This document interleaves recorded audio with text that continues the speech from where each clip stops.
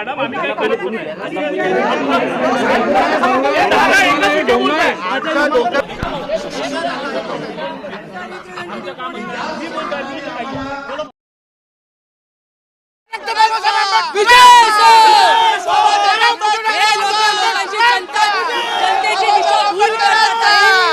मला जे अनेक फोन येत होते त्यामध्ये एका हरिद्वारच्या महंतांचा फोन आला।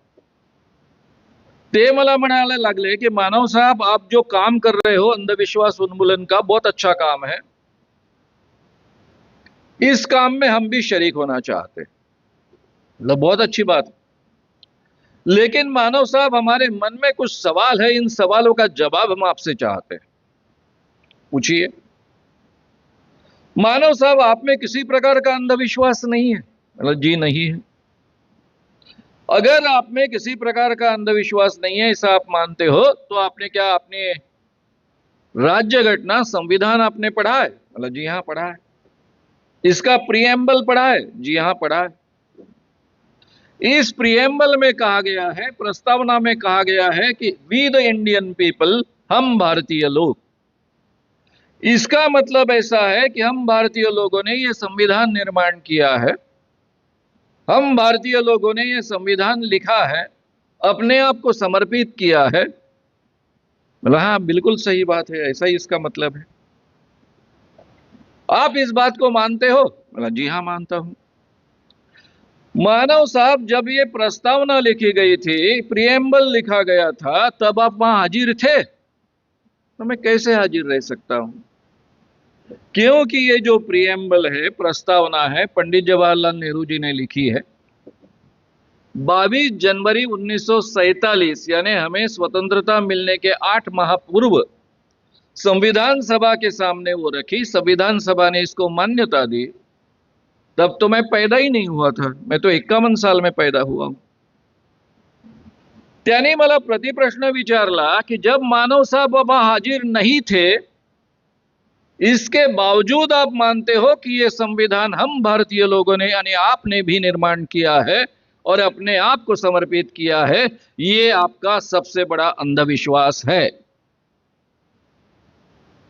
मी त्याला उत्तर देताना एवढंच म्हणालो कि आपकी बात बिल्कुल सही है, क्योंकि ये जो संविधान है ये हम आम लोगों ने निर्माण किया है, हम आम लोगों के लिए लिखा है और हम आम लोगों ने अपने आप को इसको समर्पित किया है। ये संविधान आप जैसे खास लोगों के लिए नहीं है। आप जैसे जो खास लोग हो, जो डायरेक्टली ब्रह्मा के मुख से टपकते हो, पृथ्वी पर अवतरित होते हो, आपका जो संविधान था जिसे मनुस्मृति कहते हैं, 2000 सालों से आप इस मनुस्मृति संविधान के आधार पर राज कर रहे थे, उसको गाड़कर ही ये संविधान निर्माण हुआ है। मित्रांनो, मी त्यांच्या पुढ्यामध्ये का या पद्धतीने बोललो? खरं म्हणजे माझी रुटीन भाषा ही नाही आहे, मी या पद्धतीने कधी बोलत नाही। माझ्या एक लक्षात आलं की गेल्या 3-4 वर्षामध्ये या देशामध्ये जे काही घडतं आहे त्याचं गांभीर्य सार्वजनिक क्षेत्रामध्ये काम करणाऱ्या अनेकांच्या तीव्रतेने लक्षात येतं आहे। जे संविधान इतक्या मेहनतीने या देशाला मिळालेलं आहे, ते गमावण्याची वेळ आज आपल्यावर येते आहे। लोकशाही गुंडाळून ठेवली जाते आहे। आरएसएसचे प्रमुख जाहीररित्या बोलताना बोलतात की हे जे संविधान आहे, आजचं संविधान आहे, ते युरोपीय मूल्यांनुसार निर्माण झालेलं संविधान आहे। आपल्याला भारतीय मूल्यांनुसार निर्माण झालेलं संविधान तयार करायचं आहे आणि म्हणून यामध्ये परिवर्तन करायचं आहे। आणि तरीही आपल्यापैकी अनेकांना हा धोका लक्षात येत नाही, कारण मित्रांनो, आपल्यापैकी अनेकांना हे संविधानाच्या माध्यमातून आपण काय मिळवलं याची जाणीव नाही आणि म्हणून ती तीव्रतेने मला तुमच्यापर्यंत पोहोचवणं नितांत गरजेचं वाटतं। मित्रांनो, या देशामध्ये इंग्रजांचं राज्य होतं, त्याच्या आधी मुस्लिम राजे होते, त्याच्या आधी हिंदू राजे होते। मग आपण उल्लेख करताना मी फार हिस्ट्रीच्या तपशिलामध्ये जाणार नाही, कारण त्यामध्ये अनेक वादांचे मुद्दे असू शकतात। पण सर्वसाधारणतः या देशामध्ये गेल्या 2000 वर्षांचा जर आपण इतिहास पाहिला, राज्य कुणाचंही असो, कुणीही राजा असो, 2000 वर्षापूर्वी एखादा राजा कदाचित नाभी असेल नंदवंशाचा, आणि तरीही या देशामध्ये मात्र मनुस्मृतीचं राज्य होतं. या देशामध्ये पुढच्या टप्प्यांमध्ये आणखी कोणी हिंदू राजे असतील आणि तरीही मनुस्मृतीचं राज्य होतं. या देशामध्ये मुस्लिम राजे आले. मुस्लिम राजे असताना सुद्धा तुमच्या माझ्या संपूर्ण भारतीय माणसांच्या जीवनावर, ज्यांना जे स्वतःला हिंदू म्हणवत असत किंवा भारतीय म्हणवत असत, त्यांच्या सामाजिक आणि धार्मिक जीवनावर मनुस्मृतीचंच राज्य होतं. या देशामध्ये आधुनिक विचारसरणी घेऊन इंग्रज आले. वैज्ञानिक प्रगतीसोबतच ते भारतामध्ये राज्य करू शकले, आणि तरीही या देशामध्ये एवढे आधुनिक विचारसरणीचे इंग्रज असताना सुद्धा या देशावर, तुमच्या माझ्या जीवनावर, सामाजिक आणि धार्मिक जीवनावर मनुस्मृतीचंच राज्य होतं. याची तीव्रता कदाचित आपल्यापैकी अनेकांना नसते. मी माझ्या आयुष्यामध्ये बोलताना नेहमी म्हणतो की मी श्याम मानव नावाचा एक माणूस तुमच्या पुढ्यामध्ये बोलतो आहे. मी जातपात मानत नाही. मानत नाही म्हणजे केवळ शब्दांपुरतं बोलत नाही, आयुष्यात खरंच मानत नाही. ज्यावेळेस माझ्या वयाच्या 19व्या वर्षी 20व्या वर्षी माझ्या लक्षात आलं की आपली आडनावं जाती प्रदर्शक असतात, त्यावेळेस मी जयप्रकाश नारायणांच्या संघटनेमध्ये काम करत होतो. जनेऊ तोडो जाती तोडो नावाचं आमचं आंदोलन होतं. माझ्या अनेक मित्रांनी आणि मी आपली आडनावं टाकून दिली, काहींनी आडनावं बदलली. त्यात मी माझं आडनाव बदललं, कारण महाराष्ट्रामध्ये आडनाव सातत्याने विचारलं जातं, आणि म्हणून मानव नाव धारण करून तेव्हापासून मी मानव बनण्याचा प्रयत्न करतो आहे. आता मित्रांनो, एका बाजूने मी म्हणतोय की मी जात मानत नाही, पण समजा या देशामध्ये या पद्धतीची राज्यघटना निर्माण झाली नसती, तर मला मी माणूस म्हणतो आहे किंवा माणूस बोलतो आहे असं मला म्हणता आलं असतं का? या देशाच्या परंपरेनुसार जर मला बोलायचं असतं तर मला म्हणावं लागलं असतं की श्याम मानव नावाचा एक शूद्र तुमच्या पुढ्यामध्ये बोलतो आहे. ही या देशामधल्या सर्वसामान्य माणसाची खरी ओळख आहे. शाहू महाराज 1899 साली पंचगंगा नदीमध्ये स्नान करत होते. त्यांचा ब्राह्मण त्यांच्या पुढ्यामध्ये मंत्र म्हणत होता. शाहू महाराजांच्या एका ब्राह्मण मित्रानं लक्षात आणून दिलं की हा जो मंत्र म्हणतो आहे ते पुराणातले आहेत, पुराणोक्त आहेत, हे वेदोक्त मंत्र नाहीत. शाहू महाराजांनी स्वतःच्या पदरी नोकर असलेल्या ब्राह्मणाला स्वाभाविकच हा प्रश्न विचारला. तो म्हणाला, राजे महोदय, तुम्ही जरी राजे असलात तरी तुम्ही जन्माने शूद्र आहात, आणि शूद्राला वेद ऐकण्याचा अधिकार नाही, आणि त्यामुळं मला वेदांमधले मंत्र येत असले तरी मी तुमच्या पुढ्यामध्ये वेदांमधले मंत्र म्हणू शकत नाही. शाहू महाराजांना प्रचंड राग आला. त्यांनी त्याला हकलून दिलं, नोकरीवरनं काढून टाकलं, त्याचा पगार बंद झाला, आणि अख्ख्या महाराष्ट्रामध्ये आग लागली. त्याही वेळेस सांस्कृतिक दृष्ट्या आणि धार्मिक दृष्ट्या ब्राह्मण वर्गाचं प्रचंड वर्चस्व होतच, आणि म्हणूनच एवढी हिंमत झाली होती त्याची असं म्हणण्याची. पुण्यामध्ये जी प्रचंड आग लागली त्यामध्ये मोठमोठे ब्राह्मण उतरलेत मैदानामध्ये, आणि शाहू महाराज हे शूद्र आणि क्षत्रिय एकीने अशी संपूर्ण चर्चा सुरू झाली. त्यामध्ये एकमतानं ब्राह्मणांनी हा निर्वाळा दिला की शाहू महाराज क्षत्रिय आहे की शूद्र आहेत हे खरं म्हणजे आज चर्चा करण्यामध्ये काही अर्थ नाही, कारण कलियुगामध्ये केवळ 2च वर्ण शिल्लक आहे, एक ब्राह्मण आणि बाकी सगळेच्या सगळे शूद्र. 2 इतर वर्ण जे आहेत ते सस्पेंड केलेले आहेत, म्हणजे रद्दबातल झालेले आहेत. काँग्रेसचे पुढारी लोकमान्य टिळक यांनीही याच पद्धतीचं वक्तव्य केलं असं मानलं जातं. आणि लोकमान्य टिळकांनी जेव्हा हे वक्तव्य केलं त्यावेळेस त्यांना विचारण्यात आलं, प्रश्नोत्तर झालीत, चर्चा झाली, आणि त्या चर्चेमध्ये हा मुद्दा उपस्थित करण्यात आला की स्वतः शिवाजी महाराज जर क्षत्रिय आहेत तर शिवाजी महाराजांचे वंशज हे सुद्धा शाहू महाराज क्षत्रिय असले पाहिजेत. त्यावर उत्तर देताना लोकमान्य टिळकांनी असं म्हटलं जातं असं म्हणाले की क्षत्रिय जे आहेत असं आपण मानतो शिवाजी महाराजांना, त्यांना गागा भट्टाने, काशीच्या गागा भट्ट या ब्राह्मणाने तात्पुरता अपवाद करून त्यांना क्षत्रिय बनवलं होतं. म्हणजे तात्पुरता अपवाद केला होता असं त्यांनी म्हटलेलं आहे. थोडक्यामध्ये त्या काळात आपल्याला सगळ्यांना ती कथा माहिती आहे, मी रिपीट करत नाही, फक्त तुम्हाला आठवण करून देतो की महाराष्ट्रामधले अनेक ब्राह्मण शिवाजीराजांच्या पदरी होते. ज्या शिवाजीराजांनी आपल्या आयुष्यामध्ये कधी अस्पृश्यता पाळली नाही, जातीभेद मानला नाही, वेगवेगळ्या जाती जमातीतल्या लोकांसोबत ते जेवत असत, अस्पृश्यता पाळत नसत. एवढंच नव्हे तर आपल्या सुराज्यामध्ये सामील करून घेण्याच्या प्रक्रियेमध्ये त्यांनी अनेक महारांना किल्लेदार बनवलं, रामोशांना सेनापती किल्लेदार बनवलं, अनेक मुस्लिमांना किल्लेदार सेनापती बनवलं. वेगवेगळ्या जाती धर्माच्या लोकांना, वेगवेगळ्या धर्मांमधल्या लोकांना सुद्धा आपल्या सुराज्याच्या प्रक्रियेमध्ये सामील करून घेतलं आणि सगळ्यांना समान न्याय मिळेल या पद्धतीचं आपलं सुराज्य निर्माण केलं. त्या शिवाजी राजांचा राज्याभिषेक करण्याची जेव्हा वेळ आली, त्यावेळेस एकही ब्राह्मण त्यांच्या पदरी नोकरी असणारा सुद्धा त्यांना राज्याभिषेक करण्यासाठी तयार झाला नाही. कारण मनुस्मृतीमध्ये स्पष्ट वचन आहे की शूद्रांनी राजा बनता कामा नये. शूद्र जर राजा बनला तर तिथे ब्राह्मणांनी वास करता कामा नये. आणि म्हणून 1674 साली जेव्हा शिवाजी राजांनी स्वतःला राज्याभिषेक केला, त्यावेळेस त्यांना काशीवरनं एका ब्राह्मणाला आणावं लागलं.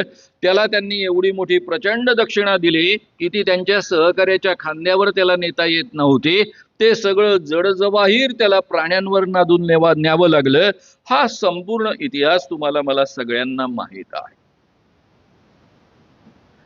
आता मला सांगा, मी तुम्हाला एक साधा प्रश्न विचारतो, मी टिळकांचं नाव या ठिकाणी का घेतो आहे? कारण पुण्यातल्या अनेक ब्राह्मणांनी एकत्र येऊन या पद्धतीची मांडणी केलेली असताना सुद्धा मला ते महत्वाचे वाटत नाही. प्लीज, मला लोकमान्य टिळक का महत्वाचे वाटतात? कारण लोकमान्य टिळक हे काँग्रेसचे पुढारी होते. पुढच्या काळामध्ये 1920 सालापर्यंत ते भारतातले सगळ्यात मोठे काँग्रेसचे महत्वाचे पुढारी ठरलेले होते. माझा एक साधा सवाल तुमच्या पुढ्यामध्ये आहे. लोकमान्य टिळकांची जी विचारधारा आहे ती काँग्रेसची आधीची विचारधारा होती. कारण याच विचारधारेचे उच्चभ्रू पद्धतीचे लोक काँग्रेसमध्ये दाखल झालेले होते आणि तेच काँग्रेस चालवत होते.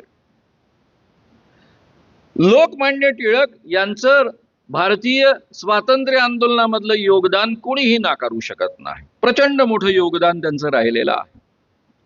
पण कल्पना करा की 1920 नंतर सुद्धा लोकमान्य टिळकांची जी विचारधारा आहे त्याच विचारधारेची माणसं काँग्रेसचं नेतृत्व करत राहिली असते, त्यांच्या नेतृत्वाखाली या देशाला स्वातंत्र्य मिळालं असतं, तर या देशाची राज्यघटना निर्माण करताना डॉक्टर बाबासाहेब आंबेडकर, ज्यांचा जन्म अतिशूद्र जातीमध्ये झालेला आहे, त्यांना संविधान सभेत मध्ये तरी शिरता आलं असतं का? या पद्धतीची राज्यघटना निर्माण करण्याची संधी मिळाली असती काय?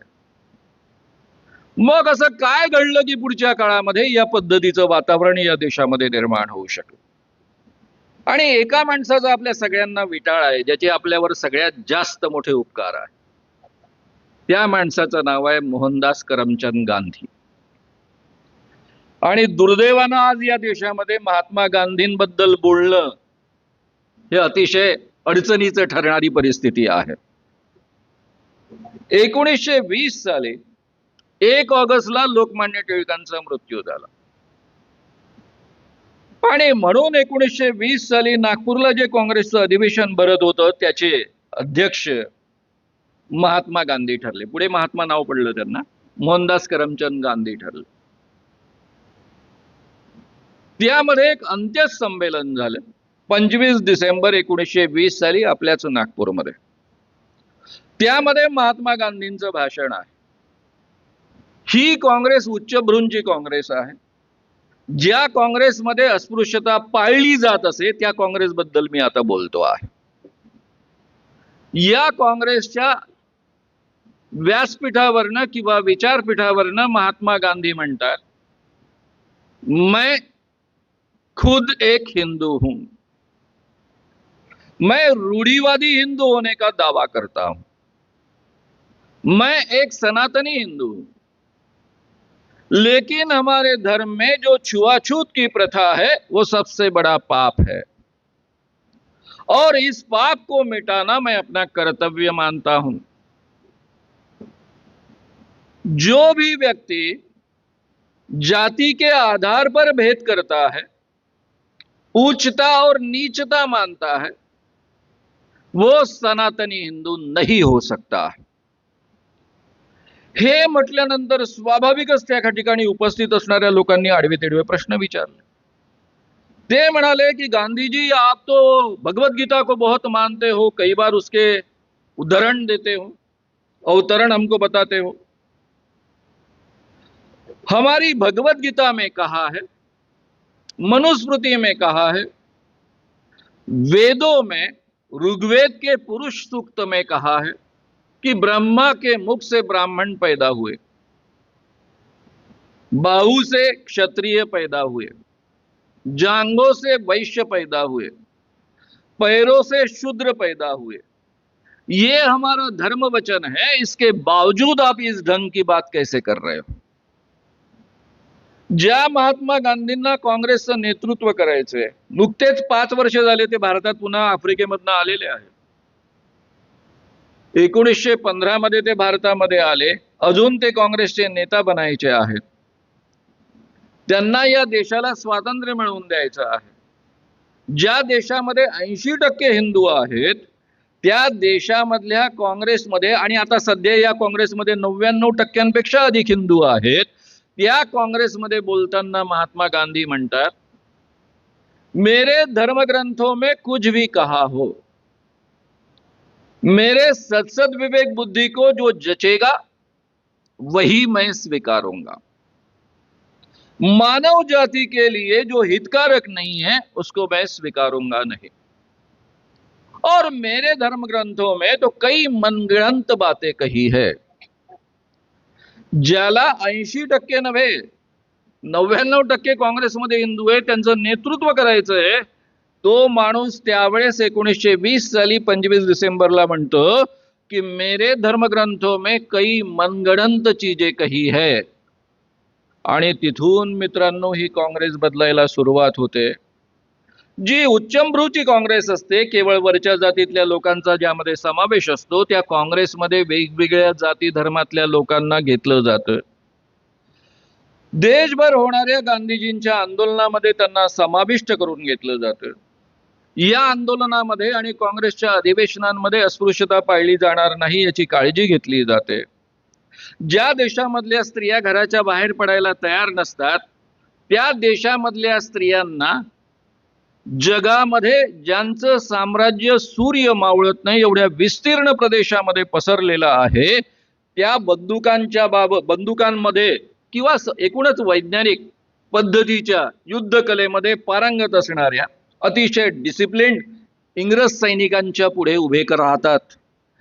या ज्या स्त्रिया घराच्या बाहेर न पडणाऱ्या निर्भयपणे या स्त्रिया सगळ्या सैनिकांच्या पुढे उभ्या राहतात, आंदोलन करतात, या पद्धतीचं संपूर्ण देशभर वातावरण निर्माण केलं। त्यामध्ये 4 महत्त्वाची मूल्य गांधीजींनी आपल्या आंदोलनामध्ये पेरत आणलीत। पहिलं मूल्य आहे समानतेचं। तुम्ही कोणत्याही जातीमध्ये जन्माला आलेले असाल, कोणत्याही धर्मामध्ये जन्माला आलेले असाल, एवढंच नव्हे तर कोणत्याही लिंगामध्ये जन्माला आलेले असाल तरी तुम्ही माणूस म्हणून सगळे समान आहात। दुसरं अत्यंत महत्त्वाचं मूल्य बंधुतेचं पेरलं, जे कदाचित या देशामधल्या पूर्वीच्या भावनेशी अधिक जुळणारं होतं। तुम्ही वेगवेगळ्या जाती धर्मातले लोक असले तरी या देशाचे तुम्ही आहात आणि तुम्हाला एकत्र बंधुभावानं जगायचं आहे। तिसरी स्वातंत्र्याची आस पेरली। स्वातंत्र्याची आस पेरणं किती कठीण आहे याचा तुम्हाला अंदाज येणार नाही। हा देश तब्बल आता गेले 900,000 वर्ष गुलाम होता असं आपण म्हणतो। प्रत्यक्षामध्ये हा देश 2000 वर्षांपेक्षा अधिक जास्त काळ गुलाम होता। मी त्याचं आधीच वर्णन तुमच्या पुढ्यामध्ये केलेलं आहे। या देशामध्ये मुस्लिमांनी 700-800 वर्ष कदाचित राज्य केलं असेल, पण इंग्रजांनी जे 150 वर्ष या देशावर राज्य केलं, ज्या दिवशी इंग्रजांनी या देशामध्ये प्रवेश घेतला त्या दिवसापासून तर 1947 साली त्यांनी हा देश सोडेपर्यंत कोणत्याही एका दिवशी 1,00,000पेक्षा अधिक इंग्रज या देशामध्ये नव्हते. या देशाची लोकसंख्या होती 1857 साली, ज्याला आपण 1857चं युद्ध म्हणून ओळखतो, ती 30 कोटी. ज्यावेळेस देश स्वतंत्र झाला त्यावेळेस 40 कोटी. याचा अर्थ या देशामधल्या 30 कोटी ते 40 कोटी जनतेवर केवळ 1,00,000 इंग्रजांनी राज्य केलेलं आहे. माझा एक संख्याशास्त्राचा प्राध्यापक आहे, तो गमतीनं नेहमी म्हणत असतो की भारतीयांनी काहीही करायची गरज नव्हती. भारतीयांनी फक्त एक काम केलं असतं की सकाळी उठल्या उठल्या सू केली असती, तरी त्या सू मध्ये एवढी सू निर्माण झाली असती की 1,00,000 लोक इंग्रज बुडून बुडून मेले असते. दुसरं काही करण्याची गरज नव्हती. कल्पना करा की ज्या देशावर केवळ 1,00,000 लोकांनी 40 कोटी लोकांवर राज्य केलेलं आहे, त्या देशांमधल्या लोकांच्या मनामध्ये स्वातंत्र्याची आस निर्माण केली, निर्भयता निर्माण केली, बंदुकांपुढे हिमतीनं पुढे जाण्याची एकूण वातावरण तयार केलं. हे तिसरं महत्वाचं मूल्य त्यांनी पेरलं. आणि चौथं, न्याय, सगळ्यांना समान न्याय मिळाला पाहिजे, हेही मूल्य पेरलं. आणि म्हणून मित्रांनो, ज्यावेळेस या देशाला स्वातंत्र्य मिळण्याची वेळ आली, राष्ट्रीय सरकार बनणार हे निश्चित झालं, पंडित जवाहरलाल नेहरू या सरकारमधले पंतप्रधान बनणार हे निश्चित झालं, त्यावेळेस महात्मा गांधींनी त्यांना बोलावून घेतलं. पंडित जवाहरलाल नेहरूंना सांगितलं की तुमच्या राष्ट्रीय सरकारमध्ये डॉक्टर बाबासाहेब आंबेडकरांना लॉ मिनिस्टर म्हणून घ्या.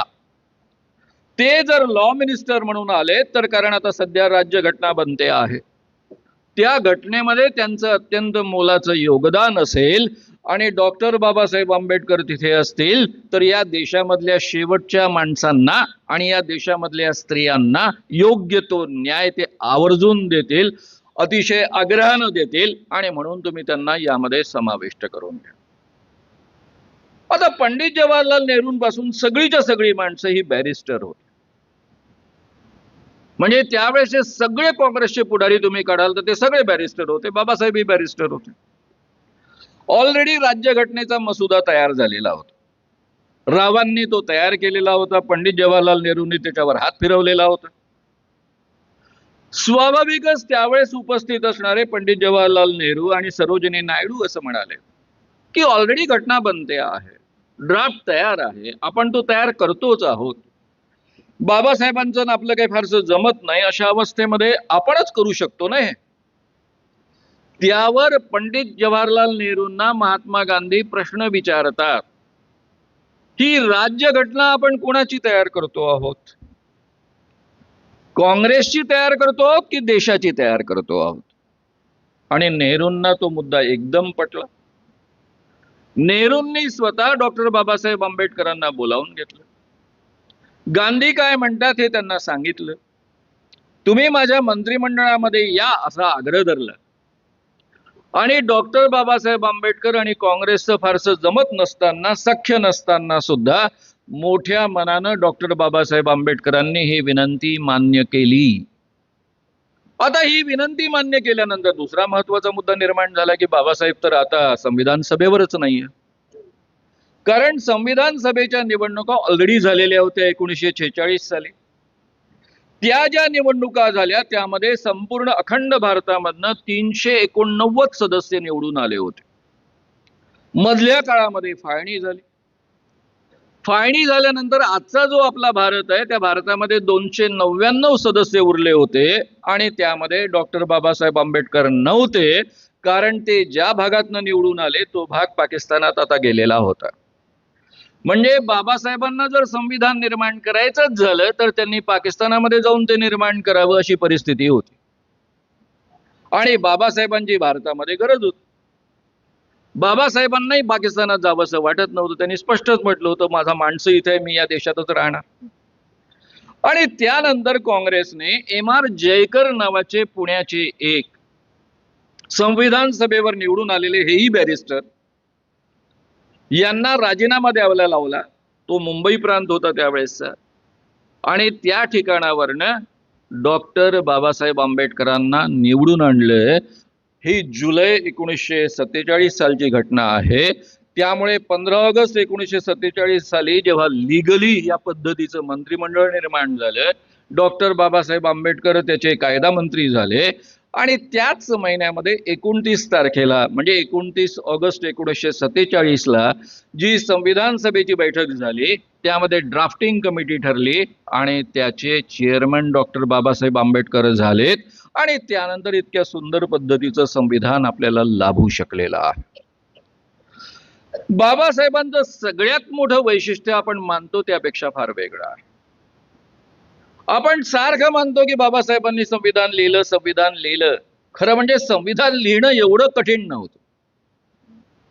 हे जे 299 सदस्य आहे यामध्ये अनेक लोक वेगवेगळ्या विचारांचे होते.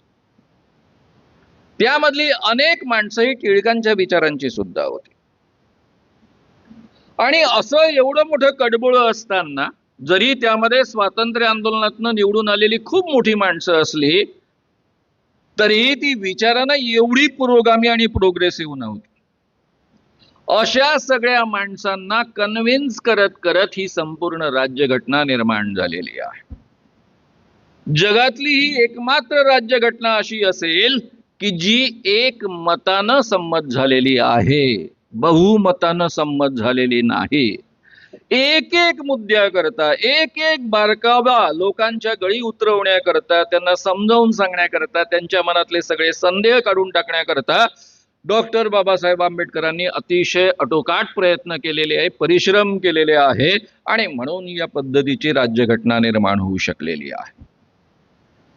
आता माझ्या मित्रांनी तुमच्या पुढ्यामध्ये हिंदू कोड बिलचा उल्लेख केलेला होता. एवढं सगळं असताना पंडित जवाहरलाल नेहरूंनी डॉक्टर बाबासाहेब आंबेडकरांना अभिवचन दिलं होतं की मी हिंदू कोड बिल पास करून घेईल. पण हिंदू कोड बिलला प्रचंड विरोध होता. स्वतः पंडित जवाहरलाल नेहरू अतिशय आग्रहानं म्हणत होते की बाबासाहेब तुम्ही थांबा, राजीनामा देऊ नका. हे हिंदू कोड बिल जरी मी तुम्हाला वचन दिलेलं असलं तरी आपण संमत करून घेऊ शकत नाही. कारण मुळामध्ये आपण निवडून आलेली माणसं नाहीत. आपल्याला जनतेने निवडून दिलेलं नाहीये. वेगवेगळ्या स्वराज्य संस्थांनी निवडून दिलेली माणसं संविधान सभेवर आली होती. ज्यावेळेस संविधान पूर्ण झालं त्याच वेळेस या संविधान सभेचं रूपांतर लोकसभेमध्ये झालं. नव्या निवडणुका झालेल्या नाहीत. आणि त्यामुळं आता पहिली जी आपली निवडणूक होईल 51-52 सालची, 52च्या जानेवारीमध्ये ती पूर्ण होईल.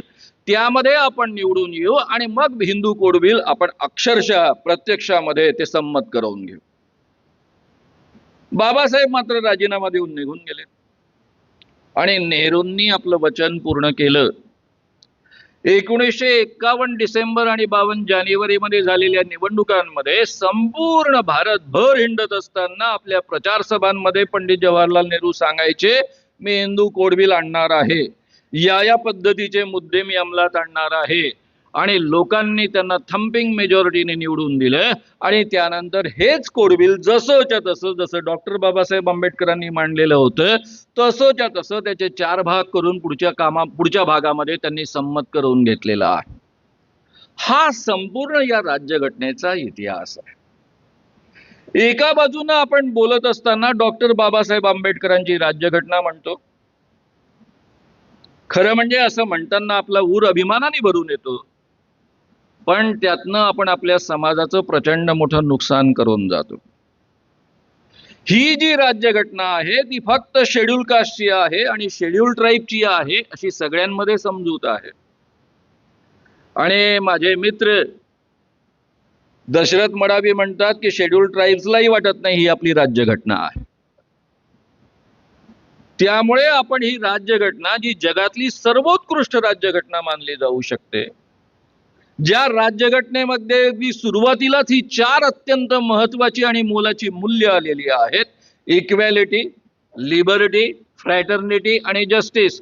जस्टिस म्हणजे केवळ न्यायालयात मिळणारा न्याय नाही, सामाजिक न्याय, राजकीय न्याय, आर्थिक न्याय. याचा अर्थ गरिबी श्रीमंतीतला भेद कमीत कमी करणं.